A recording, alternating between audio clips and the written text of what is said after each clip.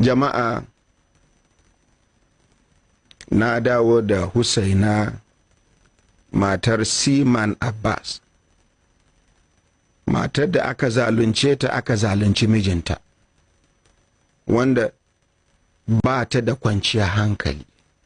wanda aka kulle mijinta shekara 6 yana kulle har ya kai ga ya haukace, ya samu taɓin hankali, ba a prison ba, a gadrum ɗin sojoji. Cosmate ɗin shi sun zo